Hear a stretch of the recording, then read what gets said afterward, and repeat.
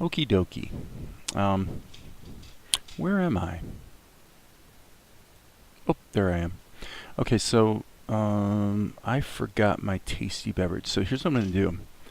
You take 30 seconds and go get your tasty beverage, and I'm going to take 30 seconds and go get my tasty beverage. Okay, so as I'm making this video, I am presuming that I am going to actually um, cut in a speed paint of not all, but a good bit of setting up this sequence. And so I'm going to do that now.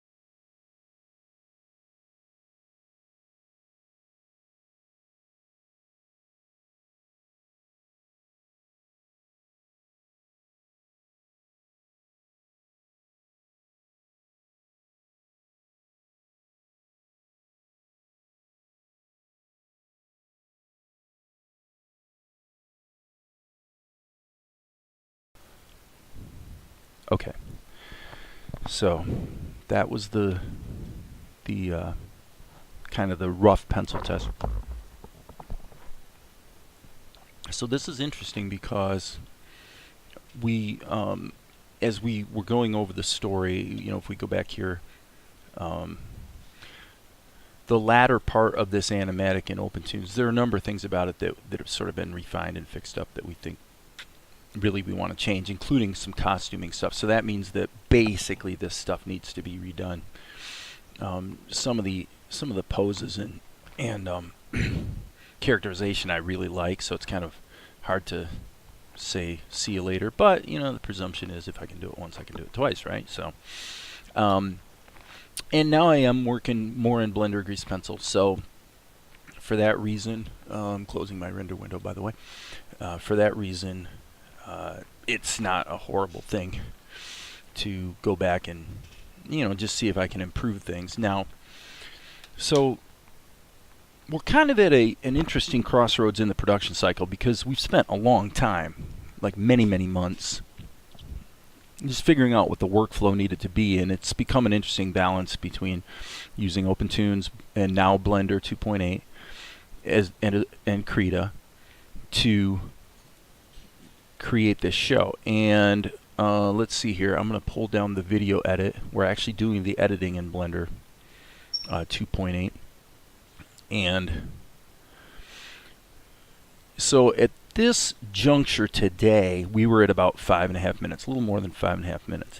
And my contention was we've been working interactively between the process of animating, creating animatics, kind of pounding out the dialogue, then going back and finishing up the animation and get everything cut together.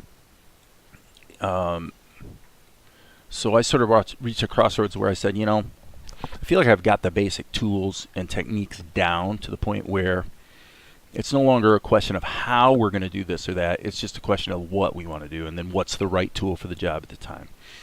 Therefore, it was my sense that we need to pull back from this very fluid and somewhat disjointed process, and we need to go back to sort of what I would consider more normal, which is to have a written script, at least story beats, if not necessarily having all the dialogue completely determined, but certainly all the beats of the episode actually in written form, you know, and so that we can just employ our tools and go, just move forward. So now the interesting thing about what was accomplished today so far is that this is pretty good. I mean, this is 30 seconds of show. And to create the animatic took, gosh, it didn't take an hour. I mean, it probably somewhere in the neighborhood of half an hour or so. So my sense is that that's pretty good, because if we can get the sort of leverage I expect, meaning, for example, I did this in the pencil test. In the pencil test, I initially drew this drawing of Akari, and then when I got downstream to here, I believe it was this shot, I actually took this shot and cut it in and just scaled it up, and then went backwards and modified it to create this expression. So the point is that this is probably the biggest win with the Blender 2.8 Grease Pencil, is that because everything is scalable, you know, if we have a pose that is basically kind of sort of working, we can reuse it again and again and again and again. So that's a good thing. That suggests to me that, if I'm correct, it should be reasonable to ink this 30-second sequence. And at this point, what I'm getting at is I'm seeing us continuing to move forward, working this way in roughly 30-second sequences. If I can ink this in an hour, and if I can presume that the painting process, flood filling and whatnot, is a little more reliable in Blender 2.8. It's not perfect, but it's probably a little more reliable than yeah, it's probably more reliable than OpenTunes. Not by much, not by much. That's always the most difficult part of the process. I'm going to have to find a balance between this sort of thing, where essentially we're talking about stick figures, versus completely finished pencil test drawings, because I'm planning to offload some of the inking work to others. So the tug of war that I'm going to have to deal with is, let's actually just use this right now as an example.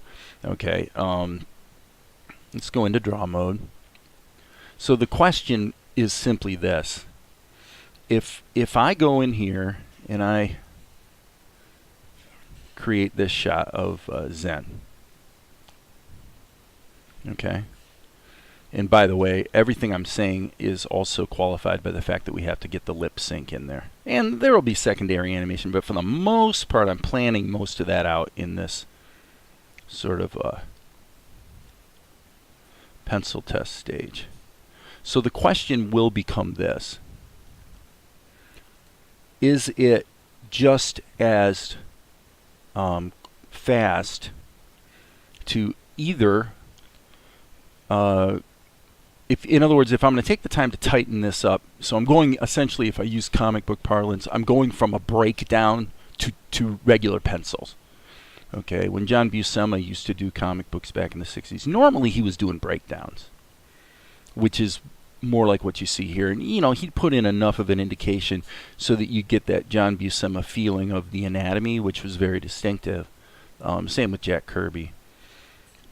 But he wouldn't do finished pencils because generally the inker knew his style well enough to see where he was going with things. And so the question becomes, if you were going to do finished pencils to the point where your inker really is going to capture what you intended, would it have been just as fast to just ink it yourself? So if I go in here, switch to my draw, what if I hadn't done this tightening up that I just did? What if I just went in like this? Right? And, what you find is, well, this is pretty quick. So as far as, so we're sort of moving from the question of how to pound out the workflow for me as an individual in, working with the tools that I'm working with, versus how does the workflow get modified potentially vis-a-vis the fact that we are going to want to spread the workload among more people than just me. Okay, so that's something I have to figure out. And the answer is I don't know. My sense is that you generally need to, at least for me, I would have to have pretty strong confidence in whoever's doing the inking to be comfortable leaving it in rough form, and that's offset by the fact that not leaving it in rough form, it probably is just as fast for me to do the inking myself. So that's a bridge we do have to cross. All right. Oops, I didn't mean to do that. What I meant to do is in my sketch layer, I meant to go to my lines layer and just put a dot so that this gets hid. And by the way, I need to change the defaults because I generally don't use onion skins. I am unusual in that regard. So, if I was going to guess right now, I would say that we're probably going to get a ways deeper into the process before we're going to determine that it's truly more efficient to offload the inking than to not offload the inking. Now, the paint, the fill operations, I foresee offloading that as soon as possible. And then I'll divert some more attention probably to painting backgrounds and that sort of thing. So where that leaves us today is, again, kind of an interesting spot, because this is roughly 30 seconds long. I'm pretty comfortable with that as a sequence length. And by the way, I'm duplicating this keyframe right here just to make it so that ink that I put, because frankly the ink's okay, why not just leave it there, right? You know, so if I can ink this in an hour, the fill operation would certainly take, you know, assuming we have our palette set up, we know our colors, then our fill operation should only take roughly an hour as well, if not less. So if that's true, you know, now you got to paint backgrounds, but backgrounds get a lot of leverage. You get to reuse them quite a lot. So honestly, the idea of, and you got to do lip sync. Let's factor lip sync in there. But we're only up to about 4 hours now for a 30-second sequence, so that's pretty dramatic. I mean, that's fast. And that's kind of what I was hoping we'd be able to achieve. I've been slowed down quite a bit in recent times, mainly because of sort of getting painted into a corner where I did these animatics where I was fairly certain of what we had, even though I knew some of the things, like obviously there's some stuff in here like that you know, I knew I was going to have to fix up. There are some characterizations that I'm not satisfied with. But for the most part, like for example, this characterization here, I love the way I drew her. You know, I kind of remember that pose. You know, I like that one. But I think what happened was by doing an animatic that was put into finished state, in other words, ink and paint, before the dialogue was completely finalized. And what happens creatively is you wind up with this stuff that's half finished that you don't want to just throw away because you know you got a fair amount of investment into it. Now, along the lines that I've been talking about, certainly if you can do it fast, then who cares? You know, if you have to throw away a half-hour work, it's no big deal. But anyway, that's kind of what's been going on. Is I've been a little bit painted in the corner, and so we're kind of going through and figuring out in this sequence from Open Tunes, what are we going to throw away and what are we going to keep? We're probably going to throw away about 2/3 of it, actually. The big reason being, like, for example, I like this sequence right here, but the problem is that Zen's costume has changed, number one. And number two, he's really not supposed to be nonchalantly just handing her this robe. It's more of a big brother role where he's really supposed to be putting it over her. And therefore, in these later shots, she's not supposed to just be hanging on to it like that. She's supposed to be actually covered with it. So clearly we've got some things that are going to have to be addressed. But the good news for me is I feel like, geez, if I can redo this stuff quickly enough, then you know the cost of doing so is really, really low. So that's great. So now what I'm going to do is I'm just going to sort of tighten some things up here, mainly so it's easier to see. And also in the process of doing that, it'll sort of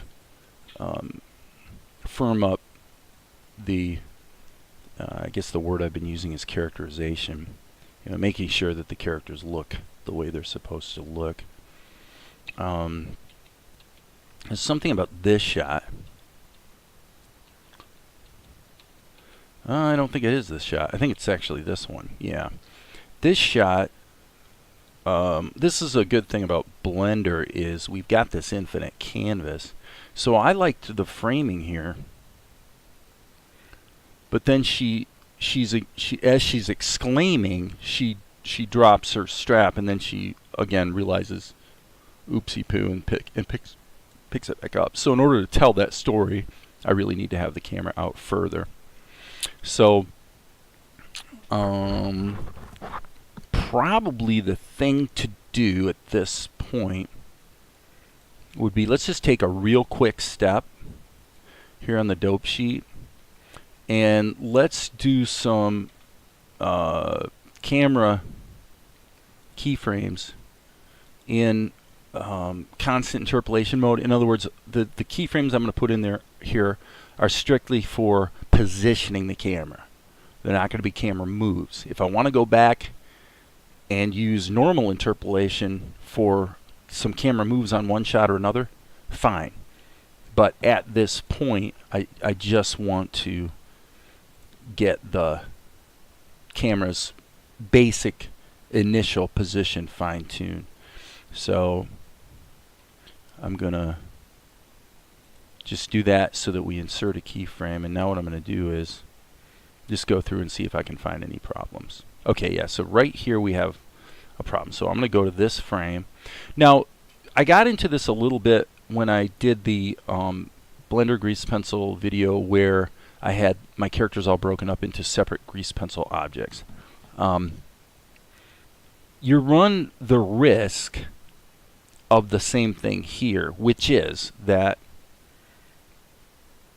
if the timing of the grease pencil animation keys, if this timing changes, then all of a sudden my camera is out of sync.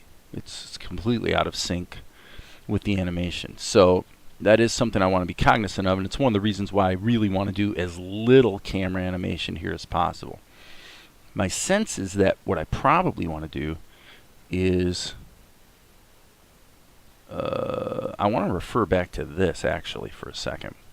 I want to make sure I get the positions of the... Yeah, see, so that ninja is right behind her, and when she puts her thumb up like this, that's the guy she's pointing to. So in point of fact, if I was going to do this most conducively, I would probably put it here. And the reason I would do that is so that I can have the window behind her and Ninja 2 in the shot. Therefore, I'm going to jump back to the grease pencil here, and of course here's the problem you see. So let's fix that right now. Let's just hit T and go constant interpolation. And that just makes it so that we're not going to have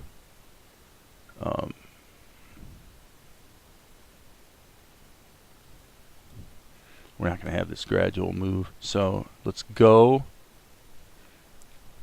Hello, camera. Yeah, we're in object mode. Let's go on the Y. And I'm a little I guess I was on the wrong frame when I sort of figured this out. But what I want to do is probably have her about here. Yeah, that works. Okay, so this key should be deleted. And for the moment, I'm going to presume that there's no reason to move the camera until we get here. Alright, so now I'm going to go on the Y-axis again with the camera. And I think for Zen, let's just put him a little left of center. And now the question is, do we want to fine-tune her position as well? I think we should, because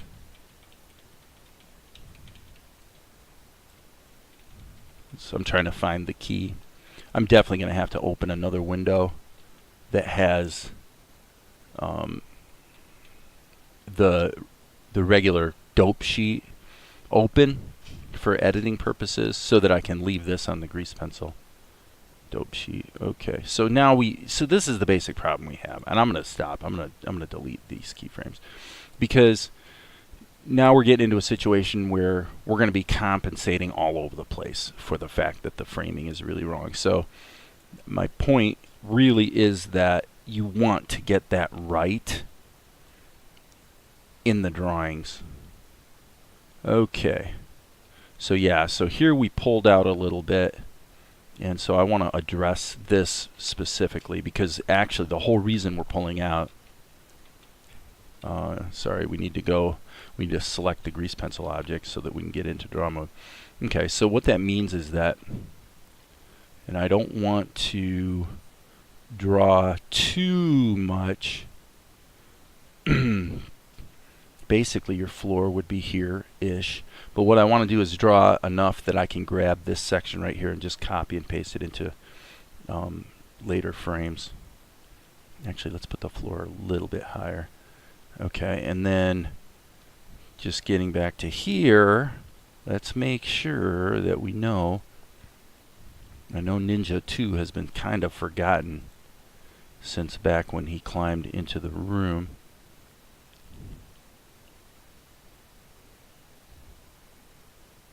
So, and then you could argue this is a flaw, but no one will ever think of it, is the fact that in those shots we were just looking at, where was Ninja 2 in the background, you know? So, my inclination certainly is to animate Ninja 2 coming in, but that would be a definite anime violation. So what we need to do is just have this guy in the shot. Okay, so there's his waist thing. Let's have him kind of, yeah, sort of a comic booky sort of pose like that. Okay. Now, because this is going to repeat a lot, it's like, okay, let's get it right, right? Let's not leave this too,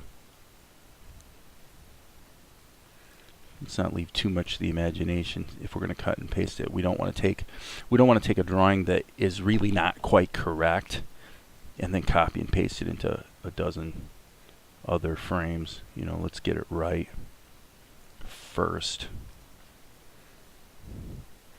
Now, one could certainly make the case for taking this guy and putting him in a separate layer entirely. And the fact is, I probably will do that. If he's just going to repeat, why are we going to have him, you know, why are we going to keep repeating and copying and pasting the grease pencil strokes when we can actually just have a separate layer and only draw it one time? That's, you know, having multiple layers in the grease pencil isn't that egregious of a data management problem, for lack of a better way of explaining it. It's when you're jumping between the grease pencil and the camera and other objects is where it becomes rather cumbersome. And it definitely does. Okay, so now we see a little problem here.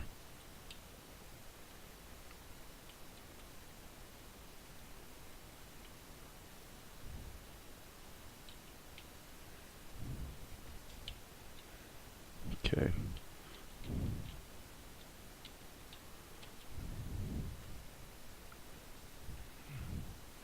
I'm trying to keep her hands very simple, basically rectangles.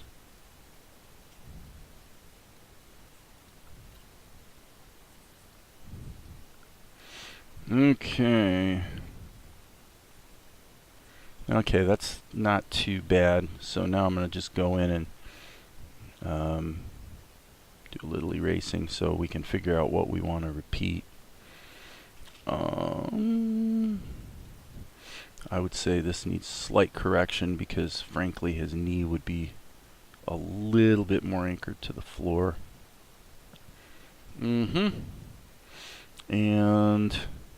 since this guy's smaller, I think that there's two. What are you going to do? Make one guy bigger, make the other guy smaller? You know, what are you going to do? I'm going to choose to make this guy smaller for the simple reason that I liked the framing on this. Actually, I don't know. Maybe I should rethink that. Hang on. First of all, let's change this to median point, and then let's shrink him down. And to me, it's like, okay, that's about right.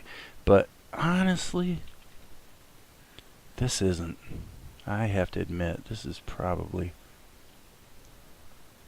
not the greatest framing. So that means that we have kind of a problem in that we're going to have to cut and paste quite a lot. So what I'm going to do is I'm just going to select this, Control C, and now let's go ahead and just fix the problem here as efficiently as we can. The way I will do that is to go back into draw mode, and let's just erase this guy out of these shots. So this is the busy work I don't like doing. I put in a bunch of frames only because she's lip syncing. So honestly, these frames are all erroneous. All we really needed was the two poses. So, and here, yeah, she actually shuts her mouth. So I would say let's just get rid of all these. This is stupid to have these in here. taking up bandwidth when the only reason they're there is because of the lip sync. So having done that, now we can take this, delete him, and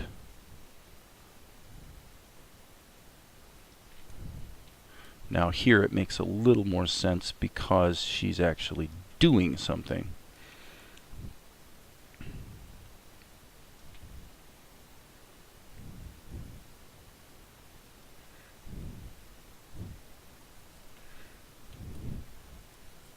Cool.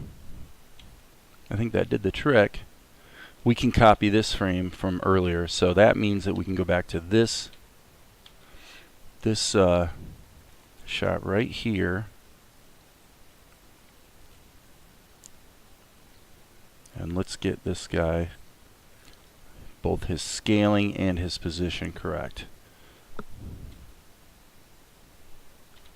Hate to have to deselect you guys, but it's what we gotta do. So I'm going to turn off proportional editing. And I'm thinking, let's make him slightly bigger. Yeah, that's probably okay. Maybe slightly smaller, actually.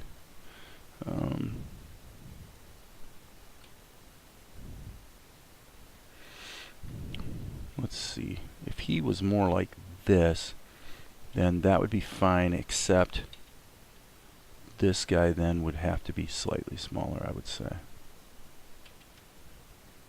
Okay, so now having done that, I'm just going to grab all of these points, Control C,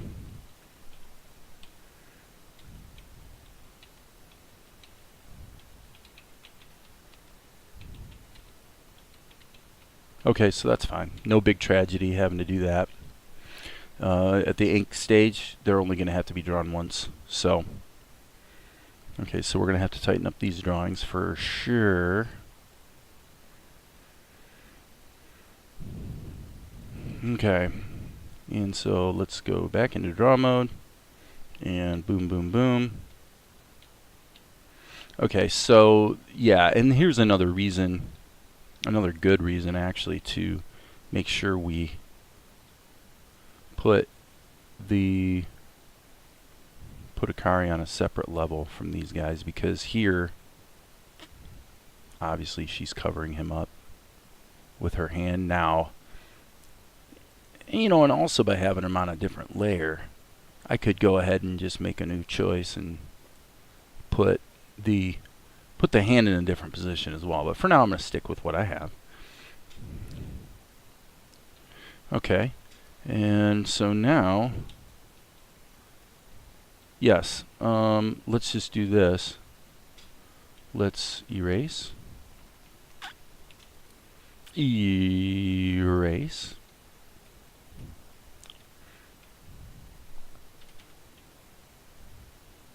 Control C, VV. Okay. Alright, so the salient point here was that she gets excited talking and yelling and chattering and forgets about this.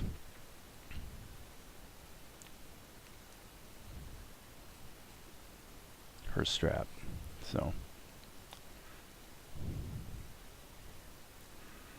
And I'm going to go ahead and add another key.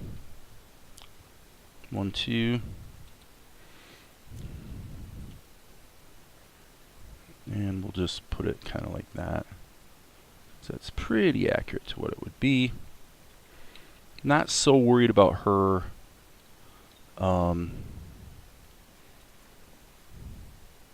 her arm, about getting her arm drawn at this point. Pretty confident that's not going to be too tough to make that look right. Let's go ahead and, yeah, so the main thing that would inform it for later is this. You know. So when we see this in action, okay.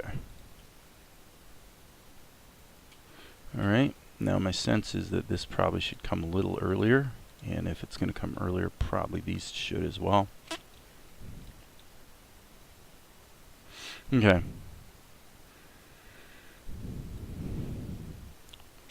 So now we're gonna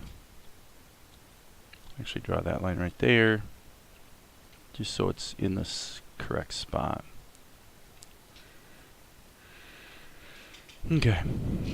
Gotta remember what her hands were doing.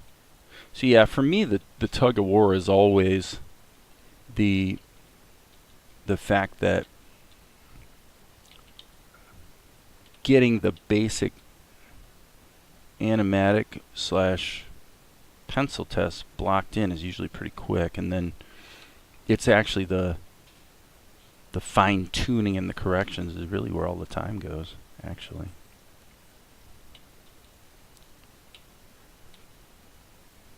Let's make this, we'll make that a surprise. And I think here we're going to do the same thing.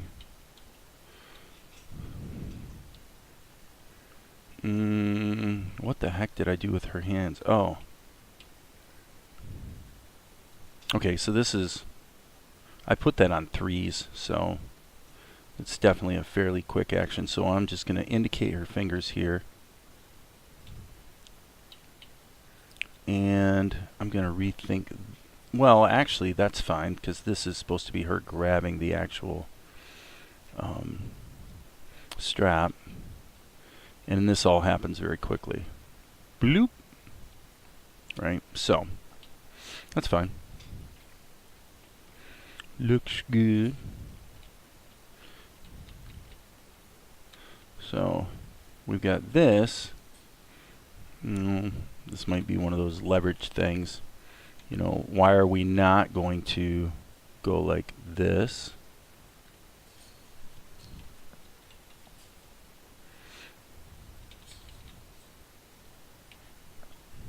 And let's get rid of all that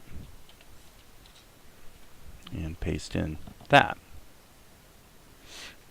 And but this time I think a little higher. It's a little more of a modesty moment. Okay, that's interesting.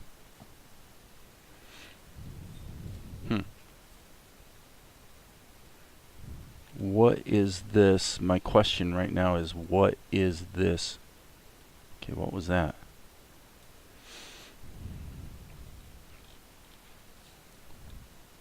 Why is that? Oh, I know what's going on.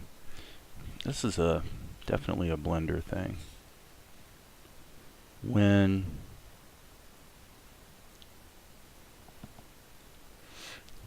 I'm a little confused here, because what appears to be happening, I've complained about this in other videos.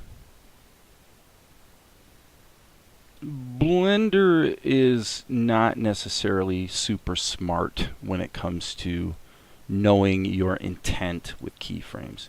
So what's happening is I'm putting in keyframes on the sketch layer, and it thinks I want to have keyframes on the lines layer as well, which I don't. Now, there are many situations where I would, if I'm going to basically have changes in the inking layer that parallel the changes in the pencil test layer. But I would rather have a way to decide that for myself. And it may be that, honestly, one thing I have been noticing is I probably should be working in solo mode all the time. So like if I'm working on a sketch like this, all my other layers should be locked. That way, because I'm pretty sure, actually, let's see. Yeah, see, and that solves the problem I just described. If you don't want to create keys on other layers, then just lock them. Okay, so that's fine. So now I'm not going to worry about this shot because I know that I'm leveraging this shot from earlier.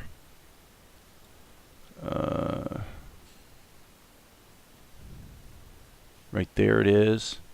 There it is again. We're going to introduce a little bit of a some anime effect to convey that she's really getting irritated. Okay, so now let's go ahead and tighten up these pencils, you know.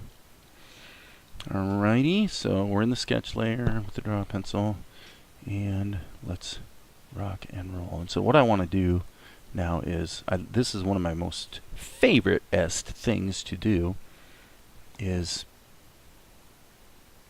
just put in the indicators that I need to suggest what I'm drawing.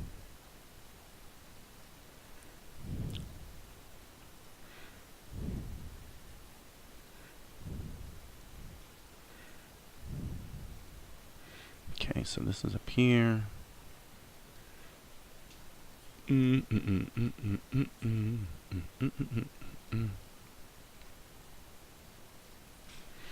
Okay, let's do a little erasing to keep things clean-ish.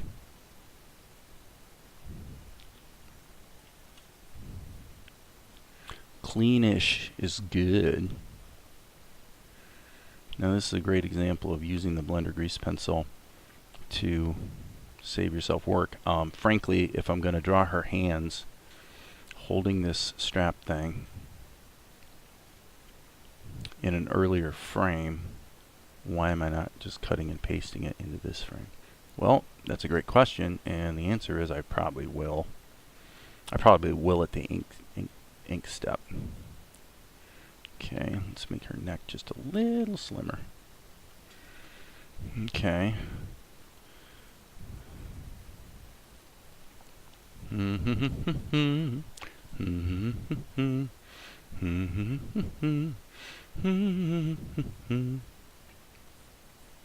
So when I did the pencil test, actually, I did what I always do, which is I drew her legs too large.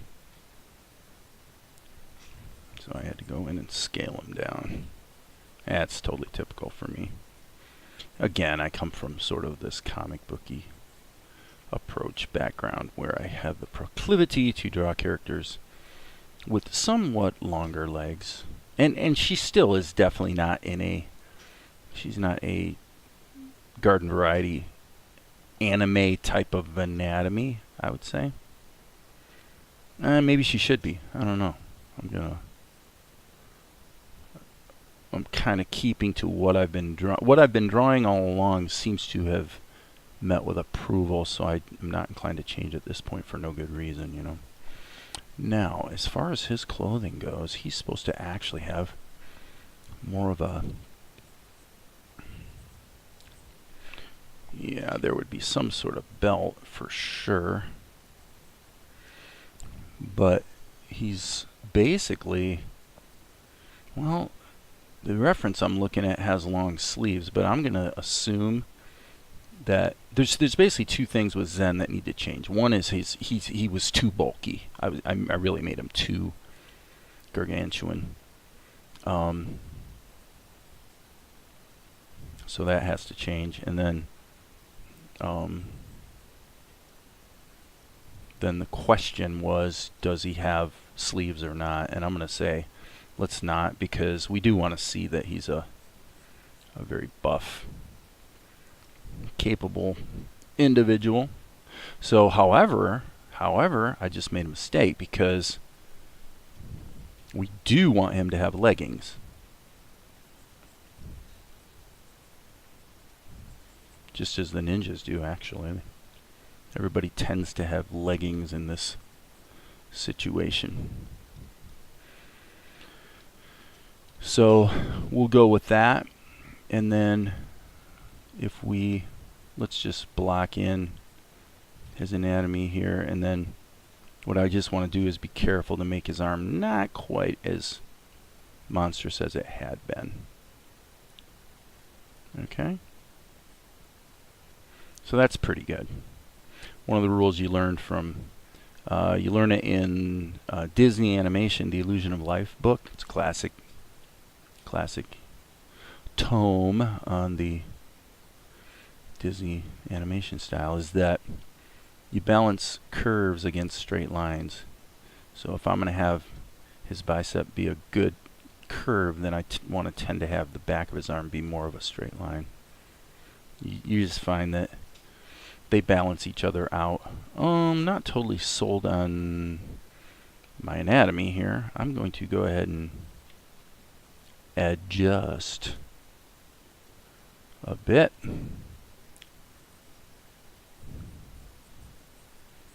Okay, so basically I'm thinking that the shoulder needs to be pulled in a little bit more. And so we're actually getting a little bit more foreshortening here. Is that right? It looks right. Looks better. So whatever is the prevailing contour that we know for sure needs to be a certain way, then we have to essentially draw around that. So in this case, what I know for sure is this contour here. And to sell this, we shouldn't have this. We should have this, so that we know we're looking, down into a somewhat foreshortened pose. Okay, and I still don't like it, actually. So this is one of the, I'm just going to redraw the hand as well.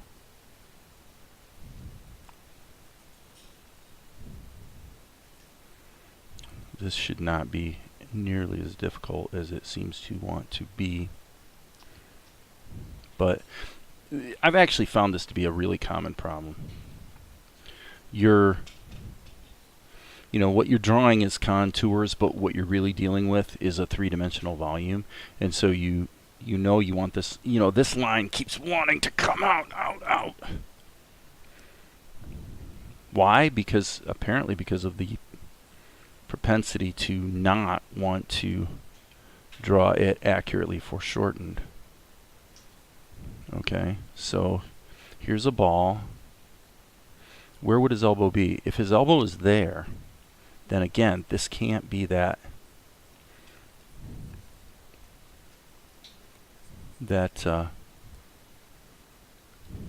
okay, so I feel like I'm making it worse, but that's okay. I'm going to keep trying. I am not going to stop. Okay, so what that gives us is sort of, and it worked. And so it's like I really have to insist, force myself to do the foreshortening, because yeah, that actually does look about right.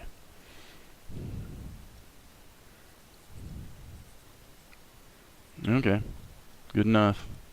So yeah, as we're going through and fine-tuning it, obviously what we're also seeing here is that no, you're not going to knock out 30 seconds of tight pencil test in an hour.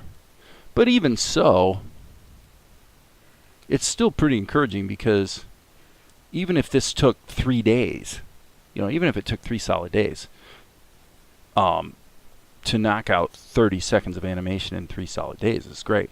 At this rate, what that would mean, if you gave 1 day each to pencils, ink and paint, and then backgrounds, maybe lip sync and backgrounds, because backgrounds usually go surprisingly fast. Okay. That would mean 30 seconds in 3 days. So 30 seconds, we got 24 minutes, so we're going to have 48 sequences of 30 seconds, and 48 times 3 days times 3 days is 24. 3 times 4 is 144 days. Is that right? Why, that's utterly unacceptable. So there you go. It's actually got to be faster. For me, this is just me. It's my decision, but my decision is that I want to try to knock out a 24-minute episode in roughly 60 days. So if I'm going to do that, a 30-second sequence really should be done in a day. Yeah, because that gives you 48 days, 48 working days, which over 6 weeks, if you work 6 days a week, let's say, 6 days a week, 6 times 6, 36. So you're, 6 times 6 is 36. Duh. So 6 times 7, 42, 48. So that is 8 weeks. I'm surprisingly slow on my math, aren't I? That's a little embarrassing. I'm really smart. Actually, I really am. I really am a smart guy. Okay. Well, actually, the good news is that gives me some clarity. There's no question where that leaves us in terms of what has to happen.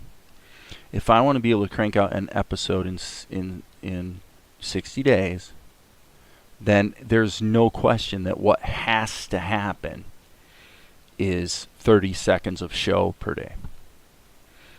So I do believe that's doable, and I believe that it's going to require a fair amount of employing leverage. In other words, if I've drawn his face one time, okay, so if this drawing of Zen is satisfactory, and we've got other shots here that are basically the same pose, then it is absolutely imperative that he not be redrawn. He needs to be drawn once, and we reuse the shot. Now this one's a little different pose, so we maybe can't get away with that here, but and that underscores the value of breakdowns as well. Once we've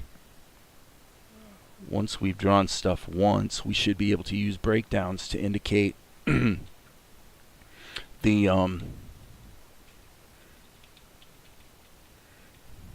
the pose, and then just cut and paste the pose from another pose.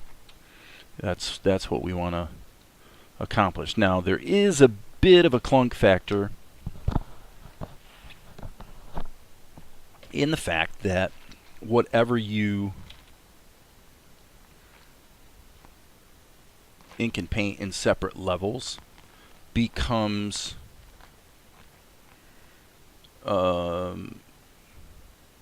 I mean, you can unlock multiple layers, I guess. You could unlock multiple layers and then do, in edit mode, you do a selection and you would be picking up both layers. So, yeah, I mean, I guess we actually can get the leverage despite the fact that things are on separate layers. Now, there's going to be some people out there that are going to say, dude, why are you being so anal about how long everything takes, man? You know, it's like,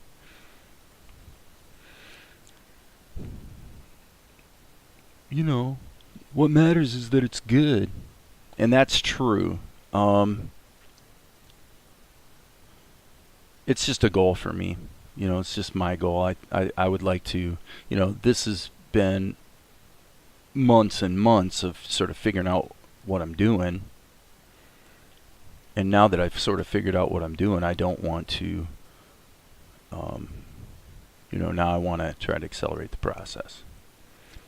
Get it to a pacing that is satisfactory to me. Actually, he generally does not. You know, he's pretty laid back guy. He's actually like stupidly laid back. In fact, in this shot, he's continuing to talk while the ninja.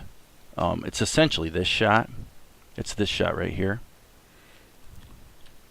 So he's talking, and Ninja 2 dives at him. You know, again, I just think I can do a better job of animating it. Plus, her pose isn't the greatest. Plus, his costume's not quite correct. So let's, you know, it's like, let's just redo it, right? Better save early, save often, though, by the way. Okay, so now let's try to take what I've been saying and put it to work. First thing I'm going to do is I want to put my brain in a different state. Right now, I am. It's hard to describe, but I'm describing it because maybe this is something that you, as a viewer, might find useful. Is that there's very much a, I don't know if it's an alpha state or whatever, but there's a way that your brain operates looking at this stuff when you are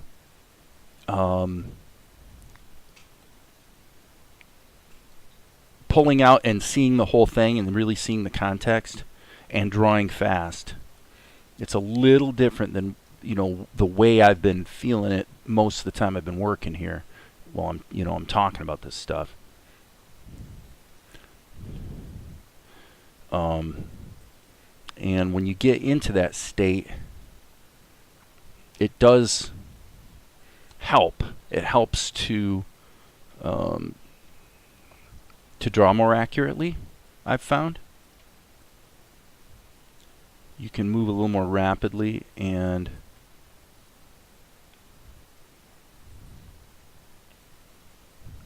not lose context as much. I'm actually thinking I don't really want his arm in there like that. I'm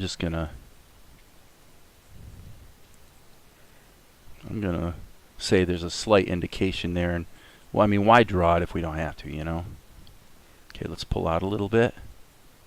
Okay, and we can see that this situation here is completely normal for me, completely typical, is that I have inadvertently made him too big. 99 times out of 100, I will draw my characters too large. And then I have to go in and shrink them down. Let's do median point here. Yeah, and if we look at the framing here, obviously, I do want to kind of stay close to that framing, because I think it was, you know, an entertainingly designed shot. So let's stick to what works. Actually, let's go back into edit mode. And I'm going to grab his legs, rotate them a little bit. I'm hitting the G key with the shift press down, so it makes it move really slowly, so I can sort of fine tune it. And that's definitely better. Okay, you got to get your guy balanced. Honestly, what really should probably happen is, actually, let's do it this way. I'm going to grab his head, and I'm going to turn on proportional editing, and let's just put the anchor point down here and do a rotation. Okay, so now I'm doing a rotation, but I'm going to really crank up the influence of the proportional editing tool. Okay, I can see that I really want to have his arm grabbed as well, so that it doesn't morph.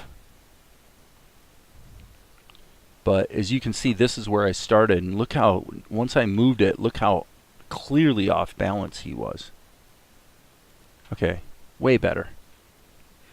So again, that's one of the nice things about the Blender grease pencil, is everything's made of rubber and can be easily morphed and squished and sculpted, right? And that's why we have all the sculpting tools and all the rest. It's quite useful. Okay, so now we've got these leggings, which are somewhat baggy. I'm not going to belabor his feet. Let's just leave that as a breakdown. I mean, come on. Any idiot can draw feet, right? I'm joking. Actually, feet are actually pretty hard for a lot of people to draw. Okay, so that looks pretty good. I mean, that's a pose I could maybe use later as well, you know, right? Okay, so the question now becomes, what about her pose? Let's just go back and take a look here a little bit. So this guy's going to take off kind of quickly. Let me see how fast that plays in real time. Okay, and I should mention, I think this shot needs to be changed. This shouldn't be Ninja 1. This should actually be Ninja 2. So I'm just going to go ahead and give him this. And again, this is the great thing about the Blender grease pencil is we can scale all this after the fact and it'll look great. So, alright. So we'll go into edit mode. The only regret I have, actually, I've been noticing with Blender 2.8 grease pencils, I wish I didn't have to jump into edit mode to do this. I wish there was a way to select all the points in, you know, from draw mode. That would be cool. Okay, so now this is probably going to be a camera move. I'm thinking the camera will push in a little bit, probably. And we'll see him go like that to leap forward. And then now we're up to this shot. So the phone, she is ringing, and whenever a call comes in on the Magic Jack line, I ignore it. And people can leave a voicemail, and if it's important, I absolutely will call them back promptly.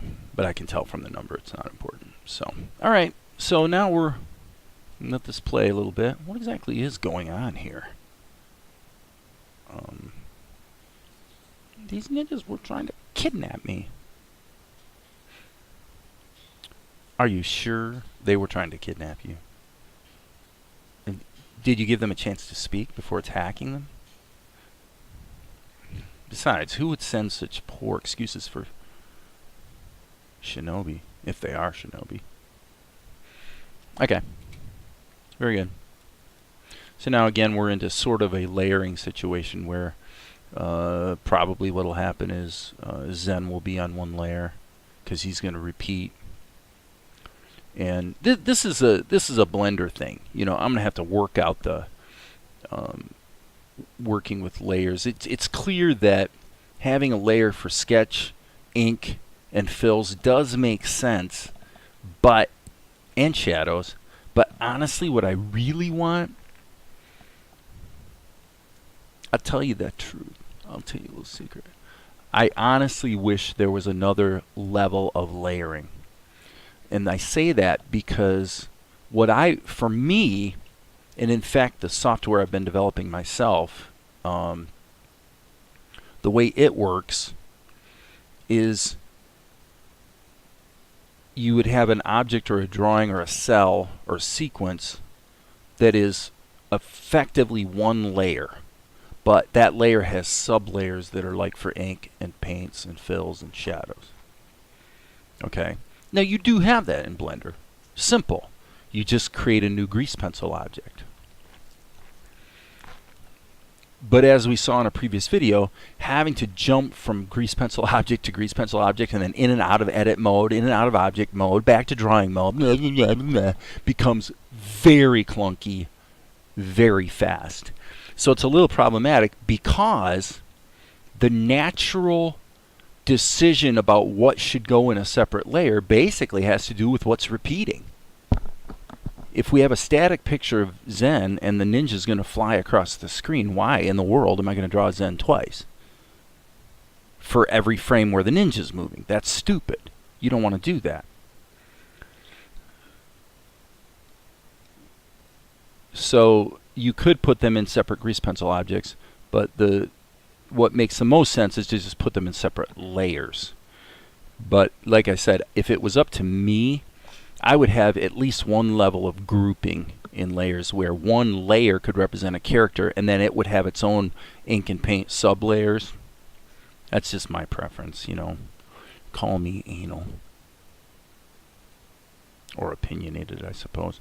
Anyway, it's all good. One thing I do notice here is it appears to me that this guy's head is slightly small.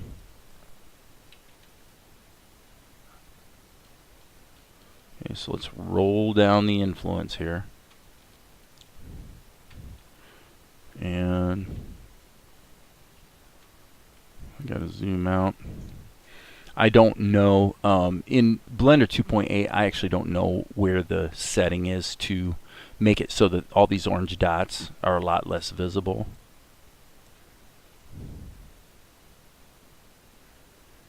I don't want to look for it right now. But being able to hide those would make it easier to see what I'm doing. Yeah, see, I didn't get it big enough.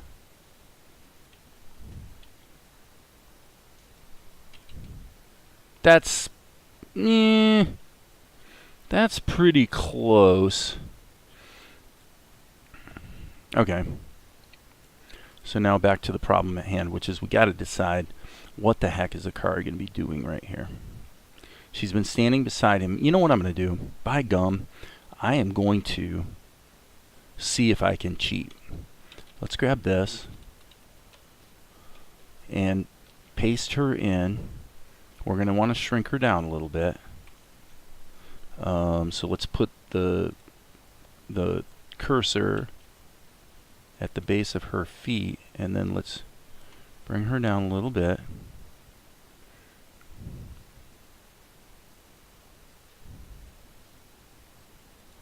Now, one question I have, let's take a look here. It seems to me that she was in front of him, and then she worked her way around to being behind him. Yeah, I'm gonna have to look at the script. Some of the staging of this is gonna be changed, definitely. My sense here is that if she's right there, and he's directing attention to the ninjas, then what should be happening here is we should go SX -1. We want to take Akari and make her pointed the other way. And it would be definitely, I don't know, it would be better to have her behind him. But she's going to work her way behind him, so we'll get to that. So let's go back into draw mode and see what we have. Okay. So we'll have these guys in the drawing statically. And then what's going to happen is Mr. Ninja is going to fly across the screen. And we're going to get essentially this sequence that we had before. Where he catches him by the throat, gives him a little squeeze. Okay, so by the way, that brings up this question. What about Ninja 1? And I'm going to go ahead and put him in there because, again, this is what I'm doing is I'm drawing all the stuff that's going to be static in this shot. It's not going to change. I just actually made a mistake. That really needs to be convex, not concave. Or I could say it needs to be concave, not convex, because it really is just a question of how you want to look at it. But, okay. So let's get Ninja 1 in here. There's his wraps. There's his body wrap. Okay. And that's fine. That's a good indication. And so now, what do we want to do? This sequence is going to be tricky. So I'm just going to call this sketch 2 just in case I want to use it for something else later. But let's just give this a try. I haven't really tried this workflow too much, but I'm going to just give it a crack. Okay, so the first thing I want to do is hit the solo button a couple times so that I'm again soloed into sketch 2. Okay, so now here's, I guess actually the problem here is that, yeah, the problem here is that after he moves, after he goes into motion, let's unsolo this, it should cut immediately to these guys. Yeah. Okay, so now I can hit solo or isolate. I don't even know what Blender calls it. What is it called? Toggle whether the active layer is the only one that can be edited or visible. Yeah, that's a long-winded way of saying solo. Okay. So now in this shot, I want to actually go back one frame and draw a dot, and then that's just so that we don't have the first drawing appearing all the way back to the beginning of the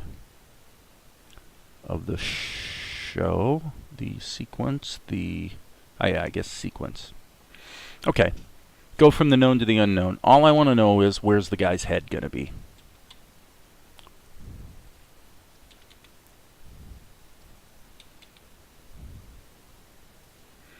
Okay, I'm doing it on 2s.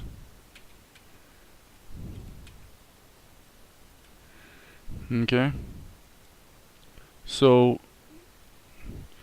the good news is I think I can draw. Nah, I'm not going to be able to draw. I'm going to be able to draw him in 2 poses because he really should be running.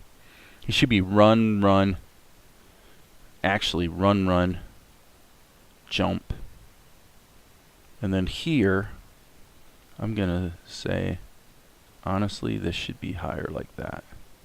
Because what's going to happen, and we need to, after this frame, the ninja should not be in this separate layer. You should go back to the first layer. Because once you have your characters interacting physically where they're, you know, touching and overlapping one another and whatnot, you do not want to have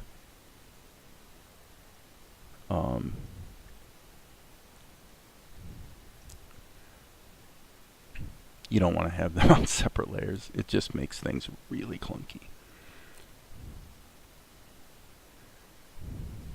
And you definitely don't want to have them in separate grease pencil objects. Just saying, if you try it, you'll see what I mean. You may feel differently than me, but my opinion is it becomes extremely cumbersome to keep going. You know, I got to jump into object mode, select the other object, go back into edit mode, or go back into draw mode. You know, it gets to be very cumbersome. Takes a lot of the fun out for me. Okay, so now if I'm correct, going back to this original shot, once he catches him, we do have the close-up thing going on. So my opinion would be, let's seize the day, go back to the sketch layer, and so as you can see, this is again where layer management becomes a thing. Let's go to sketch 2, and what we need to do is draw a dot. Boop, and that just puts in a keyframe so that we can get back to work and not have this erroneous floating head in the picture. Okay, so I actually thought that was kind of nice. So what I'm going to do is I'm going to just draw a circle. And darn, I did it again. I always make things too big. Okay, check something here. Yeah, okay. So I'm going to just give him a chin. And now, here's Zen's rather large hand. Definitely a very large hand.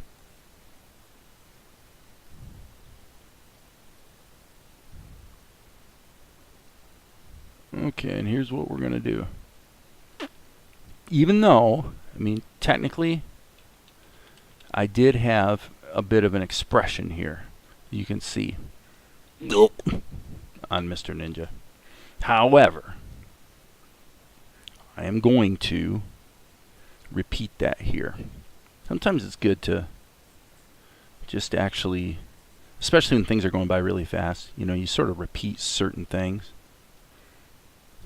Okay, so here's how we're going to do it. We're going to now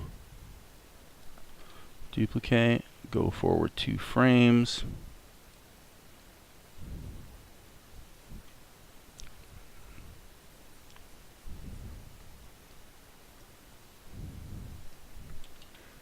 Oh, golly, that happens all the time. Dang. I make the new keyframe, but it actually jumps back and it's drawing in the other one. I have to go to the frame. Alright, what did we actually have here? Hello? Okay. So what I think I'll do is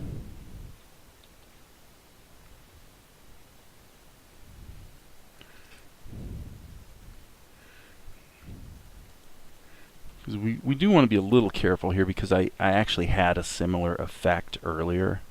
We don't want to be repeating ourselves too much. However, let's see how that flows. It's way too fast.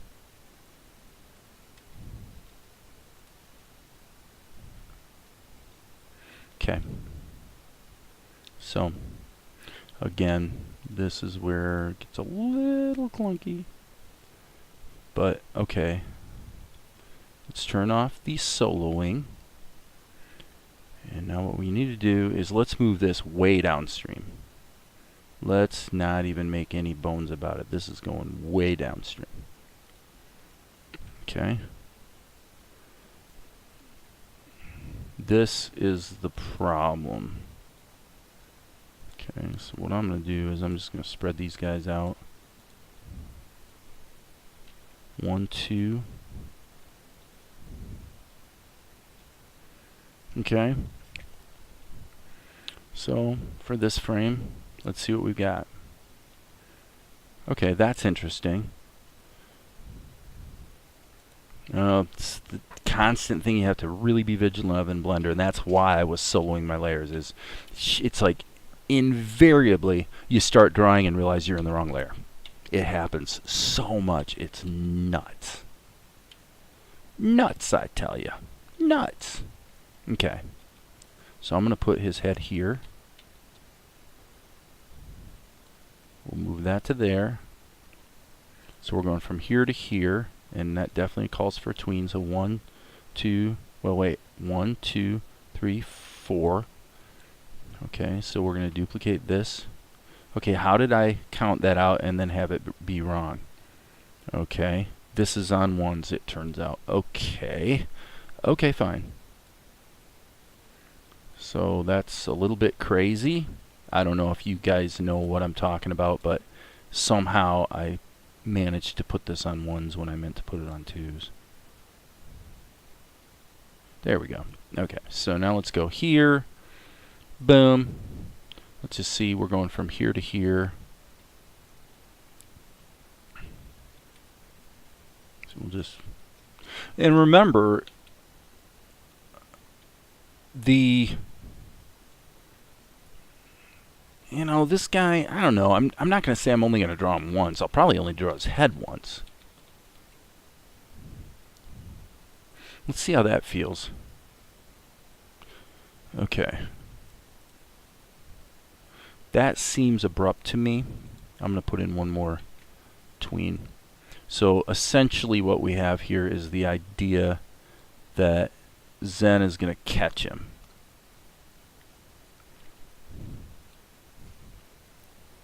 And then lift him up. I think that will probably feel better. So it's supposed to be on twos. Okay, let's do that again. Okay, so now with that, go. Let's move this, move it downstream here. Zoom, zoom. Yeah, because actually this works out nicely, because what really should happen here is there should be a squeeze. So what I'm going to do is I'm going to actually draw into sketch layer 2 a note to myself.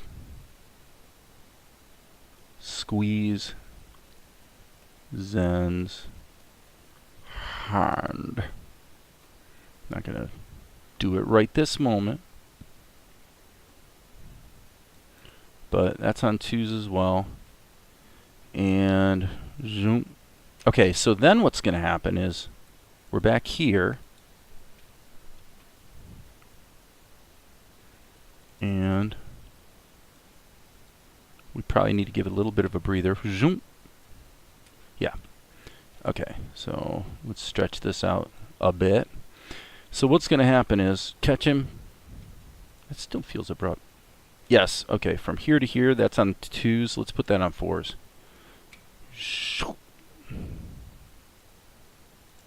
Sixes.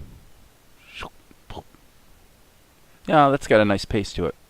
Zoom, boom, boom, boom. Okay, that should be back 1 or 2. So then what Zen's going to do is drop him at that point. And he's going to land in the pile, which is what we see here. Alright. And I actually added a second tween in tunes right there, just so that the guy he can drop him. He holds him for a second, and then just on twos there's a quick, made it so it didn't look so choppy, cartoony. Okay, how are we doing on time? Man, an hour and 15 minutes. So I've got to cut that. I've got to cut that other video into this. So what can we say? Well, interesting. Use an alternative start and end frame range for animation playback and OpenGL renders instead of the render properties start and frame range. Yeah, maybe. Let's go ahead and render this. I'm kind of ready for a break, I would say. So file, save. What I want to do is, because I'm going to overwrite this, probably the wise course would be to delete it, because the new one's going to be a separate length, and Blender does seem to choke on that. There must be some metadata in the Blender file having to do with the beginning and end frames. In other words, even if you resave the video and then you reopen the video editing project in Blender, even if so the replaced video is longer, but what happens is, for some reason, even if you're looking at the new version, if you stretch out the end of it, Blender still treats it as if it was the same length as before. So it's not simply referencing the videos on the disk, and it's not just keeping track of some metadata here in Blender. There's something about the way it's loading stuff that's influenced by how long it thinks that video is. So I don't know if that made perfect sense, but so with that, I'm going to scoot back to the beginning and just hit this for a minute and just kind of watch it.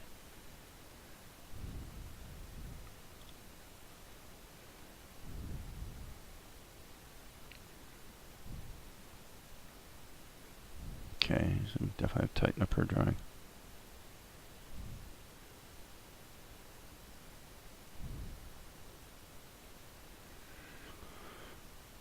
Well, this took an hour. I would say